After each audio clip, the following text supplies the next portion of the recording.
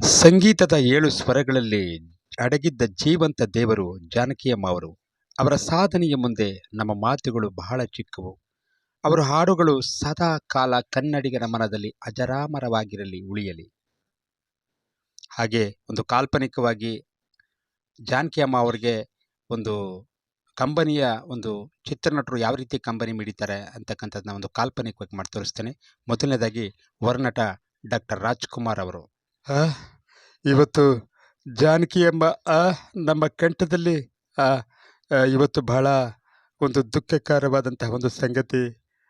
ಜಾನಕಿಯಮ್ಮ, ನೀವು ನಿಮ್ಮ ಕಂಠದಲ್ಲಿ ಸರಸ್ವತಿಯೇ ನೆಲೆಸಿದ್ದಾಳೆ. ನಾವೆಲ್ಲ ಒಂದೇ ಕುಟುಂಬ. ಇವತ್ತು ನೀವಿಲ್ಲದ ಈ ಸಂಗೀತ ಲೋಕ ಪಡವಾಯಿತು. ಹೋಗಿ ಬನ್ನಿ ಜಾನಕಿಯಮ್ಮ. ಗುರು, ಇದು ಎಷ್ಟು ಬೇಗ ಆ ದೇವರು ಭಾಳ ಕ್ರೂರಿ ಅಂತ ಕಾಣುತ್ತೆ. ಇಷ್ಟು ಬೇಗ ಜಾನಕಿಯಮ್ಮ ಅವ್ರನ್ನ ಕರಿಬೇಕಾಗುತ್ತಾ? ಇಡೀ ಸೌತ್ ಇಂಡಿಯಾನೇ ಇವತ್ತು ಸ್ತಬ್ಧವಾಗಿದೆ. ಅವರು ಹಾಡತಕ್ಕಂಥ ಹಾಡುಗೂ ಯಾವತ್ತೂ ಕೂಡ ಜೀವಂತವಾಗಿದೆ. ಎಂದೆಂದಿಗೂ ಕೂಡ ನಮ್ಮ ಜಾನಕಿಯಮ್ಮ ಅವರು ನಮ್ಮ ಜೊತೆನೇ ಇರ್ತಾರಂತ ಹೇಳ್ತಾ ನನ್ನ ಮಾತನ್ನ ಮುಕ್ತಾಯ ಮಾಡ್ತೇನೆ. ಜಾಸ್ತಿ ಮಾತಾಡೋಕ್ಕಾಗಲ್ಲ. ಇವತ್ತು ಬಹಳ ದುಃಖ ಆಗುತ್ತೆ. ಯಾಕಂದ್ರೆ ನಮ್ಮ ಜಾನಕಿಯಮ್ಮ ಅವರು ಅವರ ಒಂದು ಧ್ವನಿಯ ಮುಖಾಂತರ ಒಂದು ಮ್ಯಾಜಿಕ್ ಇತ್ತು. ಆ ಮ್ಯಾಜಿಕ್ ಯಾವತ್ತೂ ಕೂಡ ಸಾಯೋದಿಲ್ಲ ರೀ. ಕರ್ನಾಟಕದ ಸಂಸ್ಕೃತಿಯಲ್ಲಿ ಅವರ ಹೆಸರು ಕೂಡ ಅಜರಾಮರವಾಗಿರುತ್ತಂತ ಹೇಳ್ತಾ ಮತ್ತೊಮ್ಮೆ ಜಾನಕಿಯಮ್ಮ ಅವ್ರಿಗೆ ಭಾವಪೂರ್ಣ ಶ್ರದ್ಧಾಂಜಲಿ ಅರ್ಪಿಸ್ತಾ ಇದ್ದೀನಿ.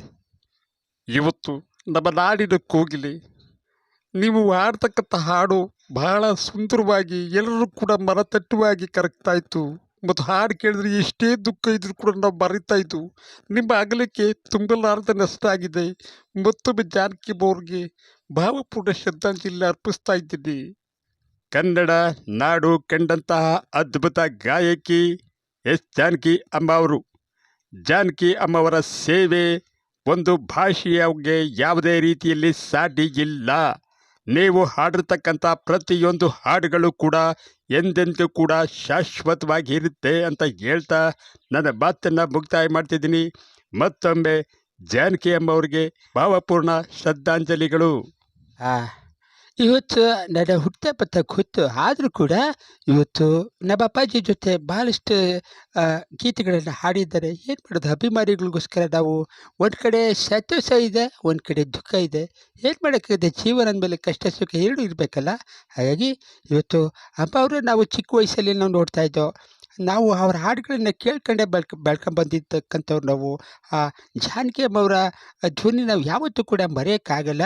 ಅವ್ರು ಯಾವಾಗಲೂ ಕೂಡ ನಮ್ಮ ಜೊತೆ ಶಾಶ್ವತವಾಗಿ ಇರ್ತಾರೆ ಅಂತ ಹೇಳ್ತಾ ಮತ್ತೊಮ್ಮೆ ಅಮ್ಮ ಅವ್ರಿಗೆ ಭಾವಪೂರ್ಣ ಶ್ರದ್ಧಾಂಜಲಿಗಳು ಸಲ್ಲಿಸ್ತಾ ಇದ್ದೀನಿ. ನೋಡಿ, ಈ ಲೋಕದಲ್ಲಿ ನಟನೆಗೆ ಒಂದು ವ್ಯಾಕರಣ ಇದ್ದರೆ ಸಂಗೀತಕ್ಕೆ ಒಂದು ದೈವಿಕ ಶಕ್ತಿ ಇದೆ ಕಣ್ರಪ್ಪ. ಆ ಶಕ್ತಿಯನ್ನು ಉಸಿರಾಗಿಸಿಕೊಂಡವರು ನಮ್ಮ ಜಾನಕಿಯಮ್ಮ ಅವರು. ಅವರ ಧ್ವನಿ ಕೇಳಿದರೆ ಕಲ್ಲು ಕೂಡ ಕರಗುತ್ತೆ ಕಣ್ಶಿವ. ಅಂತಹ ಮೇರು ಗಾಯಕಿಯ ಸಾಧನೆಯ ಬಗ್ಗೆ ಮಾತನಾಡುವ ಅರ್ಹತೆ ನನಗಿಲ್ಲ ಕಣ್ಶಿವ. ಕೇವಲ ಶಿರಬಾಗಿ ನಮಸ್ಕಾರ ಮಾಡೋದೇ ನನಗೆ ಗೊತ್ತಿರ್ತಕ್ಕಂಥದ್ದು. ಶಿವನೇ ಶಂಭುಲಿಂಗ, ಅವರ ಆತ್ಮಕ್ಕೆ ಶಾಂತಿ ಸಿಗಲಿ ಅಂತ ನಾನು ಕೂಡ ಬೇಡ್ಕೋತಾ ಇದ್ದೀನಿ ಕಣ್ರಪ್ಪ. ಜಾನಕಿಯಮ್ಮ ಅವರು ಅಂದರೆ ಪವರ್, ಅವ್ರ ಧ್ವನಿ ಕೇಳಿದ್ರೆ ಎಂಥ ಪವರ್ಫುಲ್ ಮನುಷ್ಯನೂ ಕೂಡ ಶಾಂತಿ ಆಗ್ತಾನೆ, ಗೊತ್ತಾಯ್ತಾ? ಇಡೀ ಸೌತ್ ಇಂಡಿಯಾನೇ ತಲೆ ಬಾಗಬೇಕು ಅವ್ರು ಆಡಿರ್ತಕ್ಕಂಥ ಹಾಡಿಗೆ. ನಾನು ಹುಚ್ಚ ವೆಂಕಟ್ ಹೇಳ್ತಾ ಇದ್ದೀನಿ. ಅವ್ರು ಹಾಡಿದ ಹಾಡುಗಳನ್ನ ಕೇಳಿದ್ರೆ ಎಂಥ ಯುಗ ಇರೋ ಮನುಷ್ಯನೂ ಕೂಡ ಮನುಷ್ಯ ಆಗ್ತಾನೆ, ಅರ್ಥ ಆಯ್ತಾ? ಅಮ್ಮ, ನೀವು ಗ್ರೇಟು. ನಿಮ್ಮ ಹಾಡುಗಳು ಇರೋವರೆಗೂ ಕರ್ನಾಟಕದಲ್ಲಿ ನೀವೇ ಹೀರೋ. ಏನು ಹೇಳಿ ಸ್ವಾಮಿ, ಅವರ ಹಾಡು ಕೇಳಿದ್ರೆ ಕಷ್ಟಗಳೆಲ್ಲ ಬರ್ತು, ನಗು ಬರ್ತಿತ್ತು ಕಣ್ರಪ್ಪ.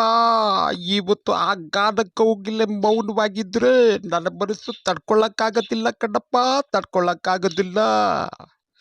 ಜನಕ್ಕೆ ನಗು ಬಡಿಸೋ ನಮಗೆ ಅಮ್ಮವರ ಸಂಗೀತವೇ ದೊಡ್ಡ ಆಸ್ತಿಯಾಗಿತ್ತು ಕಣ್ರಪ್ಪ.